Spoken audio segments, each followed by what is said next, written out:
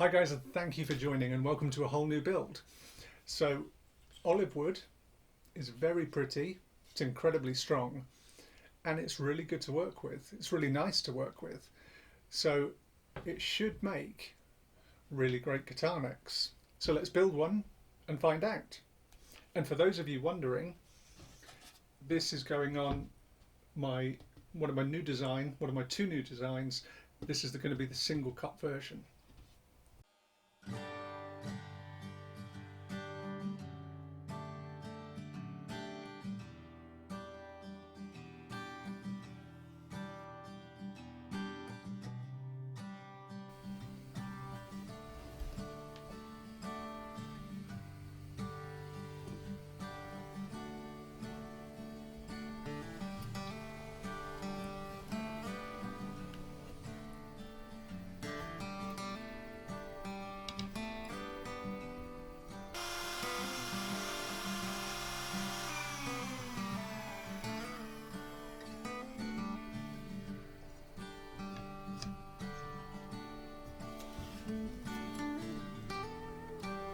So I'm going to epoxy the carbon rods in, and I'm just putting parcel tape on this bit because I'm going to clamp it on there, and epoxy won't stick to parcel tape.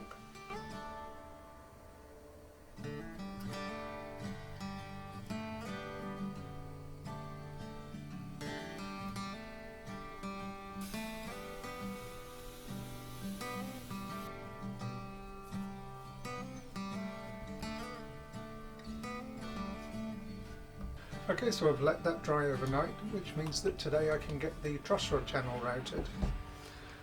The reason I didn't route the truss rod channel at the same point as the carbon fibre rods is because there's such a small gap in between the carbon fibre rods and the truss rod channel that I would have probably taken some chunks of wood out in between and been left with something that I'd need to fill, and I didn't want that to happen.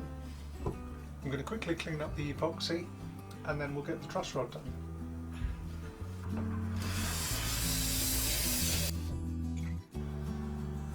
Okay, so I'm just going to redraw my centre line and reposition my truss rod.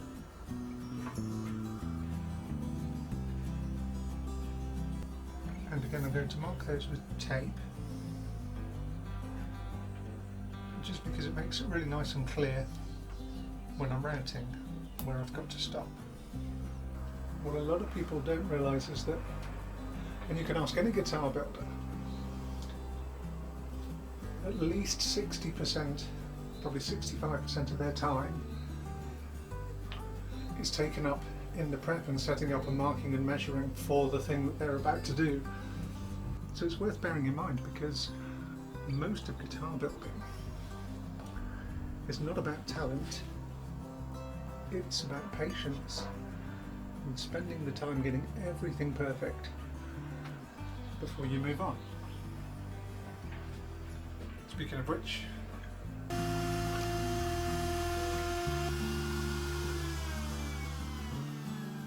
and I almost forgot, but I've just gone ahead and routed the channel for access to the truss rod for an Allen key. So I just need to square this off nicely, and I can think about shaping the neck. So it's always nice to have to press the truss rod in, because it means that you're measuring and cutting accurately, but more importantly it just means that the truss rod's not going to rattle at all. So I'm just going to go along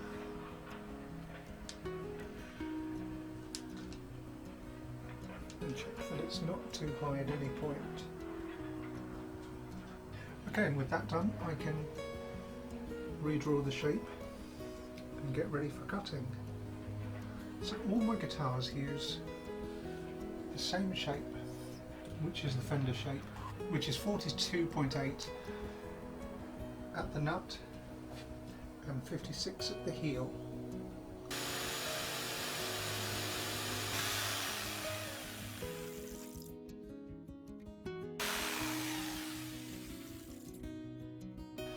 Okay, now what I'll do is just to put my template on top and flush it up with the router, and I'll tidy up the headstock with the spindle sander.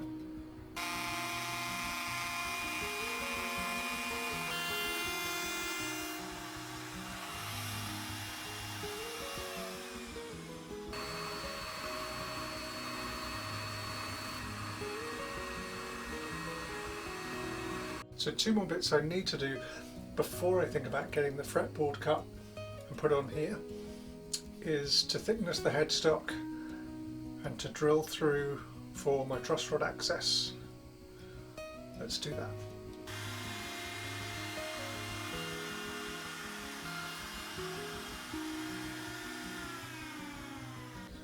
Okay, that's the neck. Let's get the fretboard done.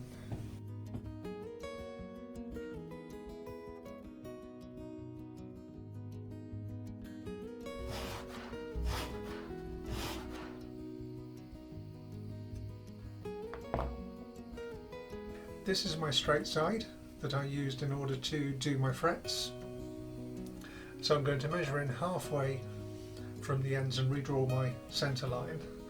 That'll mean that when I put my neck template on, I know all the frets are still going to be perfectly 90 degrees across the neck.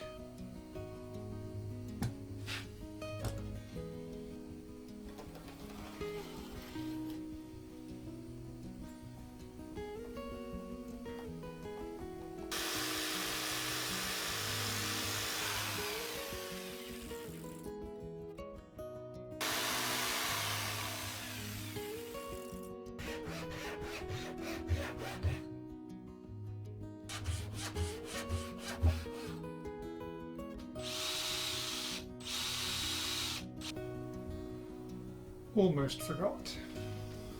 Okay, time for glue up. So this would be a good time to ask you to like the video if you've enjoyed it.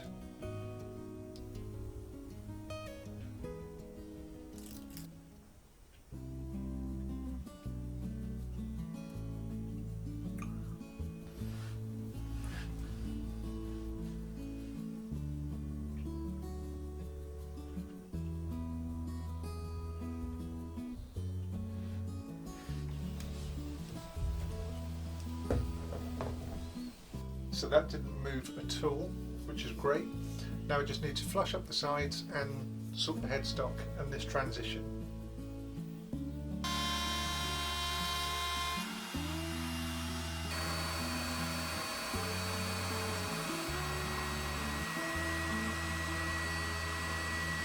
There are some great moments in every guitar build, and this is one of them. When you get a neck to this point where everything's lined up, everything's joined correctly, there's no chip out, the dimensions are how you want it. It's a milestone and it feels really good.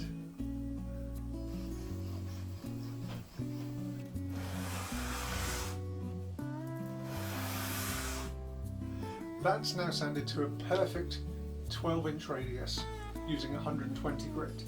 So before I go any further and take this up to 3000, which is what I'm going to do eventually, I'm going to put the fret dot inlays in because I'm going to need to file those down and to resand them. And I don't want to mess up any further polishing that I do on the fretboard before I get to that point. So let's do those.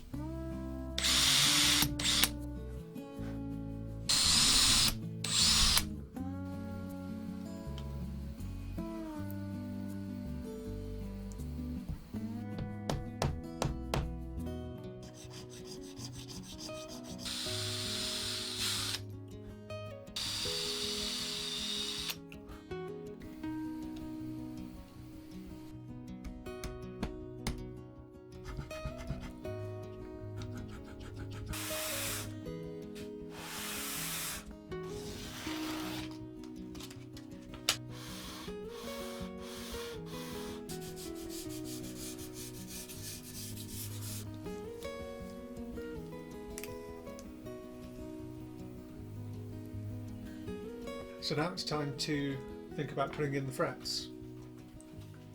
The other thing I did midway through the sanding was to recut the fret slots, because after radiusing, the ends of the fret slots are a bit too shallow just to make sure that my frets actually go in okay.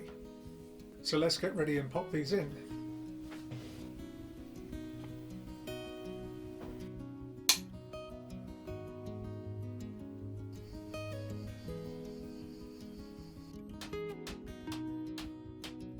So all I need to do is get these ends leveled off.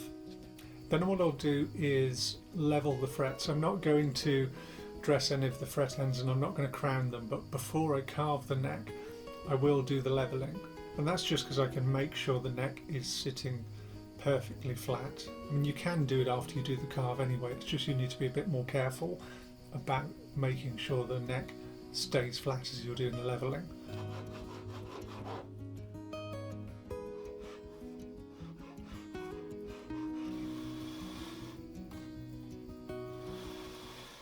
Well, that's the frets all leveled up and beveled to about 5 degrees. I'm really happy with that. The next thing I'm going to do is just to carve out the channel for the nut, which I've already got pre-cut, and level the frets.